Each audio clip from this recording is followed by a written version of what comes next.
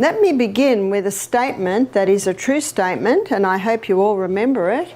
Muscle knows no age. In other words, whether you're 9 or 90, you can have a strong, fit, healthy body. It's not a bad idea to Google 100-year-old athletes and just have a look at what they're doing, because no one here is actually 100. My offsider, Amelia, who worked with me for 5 years, she's a naturopath. She got married. She had a little app on her phone, just a photo of 2 women. Both of them were 80.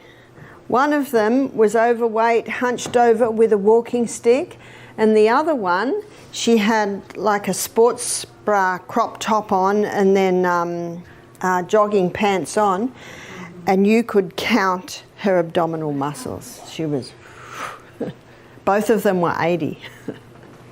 Muscle knows no age. So whether you're 8 or 80, you can have a strong, fit body. And I believe that it's very important for us to prepare for our latter years. How many people don't do that? And their latter years, unfortunately, are spent in misery. We need to be preparing for our latter years, and one of the probably most effective ways to do that is to keep the body strong, fit. Of course, giving it lots of water and nourishing food, and we've looked at that. But what is the best form of exercise? A lot of people say to me, I don't exercise because I just don't have time. So I'm going to show you a form of exercise today that only takes 15 minutes a day. Are you interested? Yes. Oh, I'm very interested. We used to do half hour a day. And one of the reasons I started exercising, yes, I didn't actually officially exercise because I thought I'm always busy, I'm in the garden, I'm running here, running there. And this happened to me probably about 15 years ago now. I went to New Zealand, and the lady I stayed with said to me, I do a 5K walk every morning, would you like to join me? It's through the forest. I said, I would love to. I don't have to get the kids up, I don't have to put the washing on the line, I don't have to get the breakfast going, because I still had a few teenagers at home then. Well, after about 3 kilometres, I could hardly keep up with her. And she was twice my size, 10 years younger. The next day when I woke up, I could hardly move. I could hardly move. She said, are you coming, Barbara? And I said, yeah, sure. How can I not go? I'm the health teacher. I'm in their town giving health lectures. Anyway, I definitely couldn't keep up with her this morning. And every time she turned around, she said, you going? Yeah, fine. Oh dear, did it hurt. It hurt very much. She had a friend with her. I just lagged way behind. I learnt my lesson. From that time on, I've exercised every day. That's when I realised being busy all day is not enough. I acknowledge if you work as a gardener and you're hoeing into garden beds and lifting, certainly there are some jobs where you are exercising a lot. If you're a personal trainer, you don't have to take a special time every day. But even massage therapists, they still need to do that daily exercise. So what is this form of exercise? My husband and I started to do a half-hour walk every day. So how excited was I when I found, well, there's one that only takes 15 minutes. And let me tell you one other benefit I received when I began to implement an exercise program. My feet were always cold. I was always sitting in our little ensuite with my feet in the warm water, warming them up. Always cold. I started exercising, and guess what? I don't have cold feet anymore. I don't sit on the little ensuite with my feet in hot water anymore. Mind you, I go to great lengths to make sure I'm warm, absolutely. I used to leave home. Now, we were in Melbourne at the time. That's right down the bottom of Australia in the state of Victoria. And most of the time when I walked, it was pitch black outside. Because when I came home, I thought, how am I going to do this? Got to get the kids up, got to put the wash on, got to start the breakfast. So the only way I could do it was get up a little bit earlier. So I started to walk at 5:30 and it was pitch black outside. But what I found was once you start walking, your eyes soon adjust because it's a hassle taking a torch. I'd leave home and it was cold and dark. I'd have a scarf on, I'd have a hat on, I'd have gloves on. And when I'm coming back, this is after half an hour, well, the scarf's off, the hat's off, the gloves are being taken off. And I'd come into the house going, whoa, it's hot in here. No one else was thinking that. I have a friend, his name's Dr. Jonathan Gibbs, and he did a PhD on the effect of exercise in the cell. And he told me this. He said, when you do that in the morning, a network of capillaries is opened that equals the distance around planet Earth. Well, I can hardly get my mind around that one. So where are these capillaries? They're in your extremities. They're in your fingertips, they're in your brain, they're in your eyes. So it increases eyesight, it increases hearing, it increases every single body function. Leviticus 17:11 states that the life of the flesh is in the blood. It moves blood. So yes, how excited was I when I found only 15 minutes. Well, let's have a look at this. It's called high intensity interval training, or often called HIIT training. And the first documented evidence of the HIIT training was probably before the war. Some German trainers were training their athletes in it. The war came, a lot was lost, and then the next time it was documented was a Japanese trainer called Tabata. Now, in many gyms, they still have the Tabata protocol. And he was a trainer for his girls in the Olympic Games, and they were doing figure skating. And he discovered that if they did the HIIT training, they had an edge. So what did he do? So the high intensity, he got his girls to do that for about 20 seconds. The recovery was probably 60 seconds. And the cycle, meaning it's done for a cycle of, would be about 6. So that's 6 cycles of 20 seconds high intensity, 60 seconds recovery. He found when it came time for the Olympic Games, they had an edge. They had an edge on the other athletes, and isn't that what it's all about? Everyone that goes to the Olympic Games is the best that their country has. And sometimes they win by split seconds. So finding something that gave his girls an edge was very important. I read about the HIIT training. Probably the first book I read about it was Dr. Doug McGuff's book, Body by Science. And he's a doctor. I think he's a heart doctor. And he found out about this. So what he did was he did 30 seconds high intensity, 90 seconds recovery for a cycle of 6. And what I have found in my reading, that's probably a time that most people come at would be the very best. Most of the HIIT training experiments have been done on an exercise bike. So if someone's a little unsteady on their feet, their ankles, their knees, their hips not working well, the exercise bike, they're able to hold on, they can go as fast as they can, and then they do the recovery time. So what is the high intensity? It's running for your life. It's going for as hard and as fast as you can, whether that be swimming, whether that be running up hills. When I was in Mount Isa is near the top of Australia, right in the middle, and there's a lot of mining there. So they've got these hills that basically look like that. And I think it's all the piles of dirt that came out of the mine. So I was there doing, giving some health lectures. So say this is me here. This is about how big I am.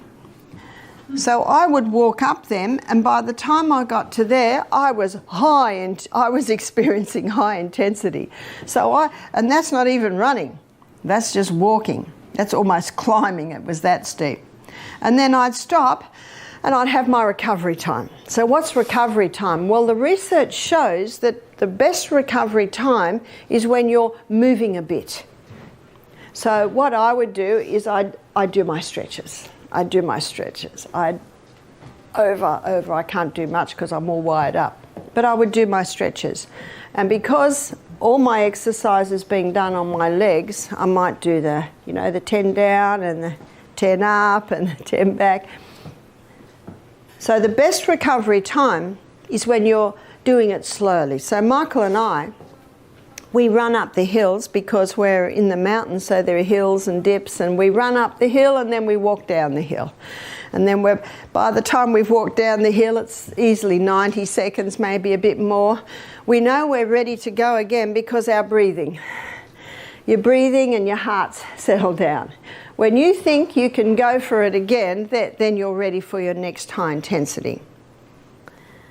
And so what I would do on the hills, then I would do another. So I would get 2 high intensities up here.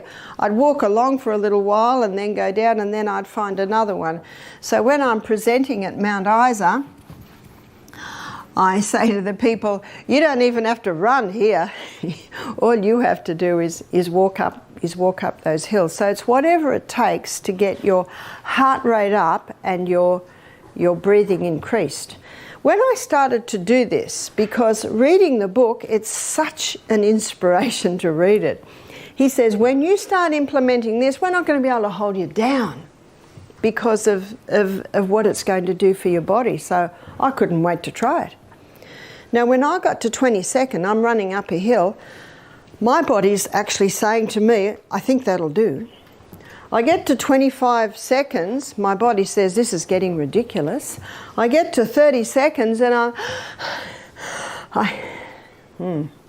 if I don't count, I don't get that far because I'll listen to the body that says, yeah, that'll do. In the Framingham Heart Study, I've quoted this study a couple of times, 30,000 people, little town over many years. They found that by the age of 50, 40% or most people had lost 40% of their lung capacity. Why is that? Because people never do what you experience when you get to the end of your 30 seconds. Those lungs are just stretched wide open. Those little bronchioles right at the end are being forced to start working. High chest breathers can find that the bottom half of their lungs can almost go into dormancy. So no wonder by the age of 50, many have lost 40% of their lung capacity. The study showed that by the age of 80, most had lost 60% of their lung capacity. Remember oxygen, the most vital element needed for life? Well, and that's where we get it, through our lungs. Recovery. Your recovery time is your indicator of your fitness. Dr. Al Sears, in his book PACE, he's considered the exercise doctor. His book is a bestseller. What does PACE mean? P is progressive. This is progressive. The more you do it, the stronger you will get. I don't know whether this has ever got easy. It's certainly easier than when I first started. But it's the recovery time shortens. So your recovery time is your fitness indicator. So PACE is, P is progressive. A is acceleration. You are accelerating. This is no gentle stroll. You're accelerating. So when Michael and I are running up the hill, we don't talk then. He's way ahead of me because his legs are about 4 inches longer than mine. I say to him, you must love running with me. It makes you feel like an Olympic runner. So you are accelerating. And C is cardiopulmonary. So cardio meaning the heart muscle. There's one way to strengthen the heart. There's no other way, and that is exercise. So exercise strengthens the heart. I'm going to give you a story to illustrate. My son Peter, about 10 years ago when he was 25, he was training for a triathlon. So he was running up and down the hills behind Brisbane. That's where he lived at the time. Now he's a tiler, and he was dismantling an old vanity unit that had a big chip off it, huge chip, and it was from about the 50s, you know, those old ceramic ones. He got it out and he didn't realise how slippery it was, and it fell and it hit his ankle. In fact, I think if he hadn't have had a bone there, it might have taken the whole foot off. And the blood hit the roof. And he called out to my son, James, my elder son. James. James said, I'm on the phone, mate. Pete said, I think you'd better come quickly. And I tell you that because it was a few minutes before James got in the room. And when he got in the room, he said this little bathroom, the whole roof and walls were sprayed with this most lovely decoration of blood, little sprinkles. When they went to hospital, bound it up, got to hospital, the nurse kept taking Peter's pulse. It was 50 beats per minute. And she couldn't believe that it was 50 beats per minute. Why was it 50 beats per minute? Because Peter's been running up and down hills. So the stronger the heart gets, the less it has to pump, because every pump is so powerful. It was so powerful, the blood hit the roof. In fact, if Peter's resting heart rate had been 70, 80 beats per minute, it just would have, wouldn't have even hit the ceiling. Well, Peter didn't do the triathlon. He had to fix his foot. In fact, the doctor couldn't believe that he hadn't cut any tendons. He kept getting him to move his big toe. Oh yes, it needed a few layers of stitches, that one. Aren't we glad that we have hospitals and doctors when we have a severe injury? Absolutely. And Peter was so glad that he had an injection of local anaesthetic. You know, we certainly don't quibble emergency medicine. And the doctor couldn't believe that it had missed the main tendons. And I said to Peter, that was your mother's prayers. Every morning she places you in the hand of God. But it's an illustration to show that the more you exercise, the stronger that heart gets. And when it's strong, it doesn't have to beat much, because every beat is so strong with the delivery of blood. It is said we only have so many beats per lifetime. So you can see the fitter the person, the longer the life. And I'd like to suggest the better quality of life because of what exercise does to the body. So PACE, progressive acceleration of cardiopulmonary. So there's the lungs. And it was in that book and other books where he quoted the study on the Framingham study. So you can prevent that lung capacity loss by exercising every day. And if you've lost it, you can regain it by the high intensity exercise. So progressive acceleration of cardiopulmonary exertion. You are exerting yourself. There's the PACE. But what I'm ever thankful to Doug McGuff for is he takes you inside the cell. So I'm going to take you inside the cell now. So here's the cell. We've looked at the cell a few times this week. And the glucose goes in. It goes through a 20-step pathway. And the 20-step pathway gives us 2 units of energy. The end result of the 20-step pathway is a chemical form of glucose called pyruvate. The chemical form of glucose called pyruvate is fed into the powerhouse, called the powerhouse because this 8-step pathway delivers to us an impressive 36 units of energy.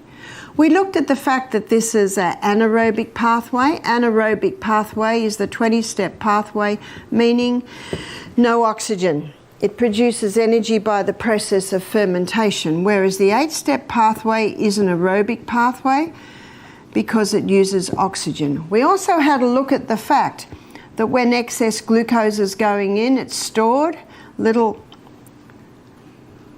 a little bunch of grapes, and they're little bunches of glucose just waiting there. And I'm sure they were used on your morning walk, on my morning exercise this morning, because we only gave you broth last night. And as you start to move that body, the only time this could be interfered with is if you started to walk without drinking water. And we're going to look at water in a minute after the break. It's vital that you drink water. One lady said to me, I won't be able to walk in the morning because I faint. And I said, well, do you have water? She said, no, I don't like water. Well, you got to have water. The body needs its water. But when you drink that water in the morning and then go on your walk and your body is starting to to work, it needs more fuel. Those little molecules of glucose are plucked and through the pathway, plucked and through the pathway. It's a wonderful process.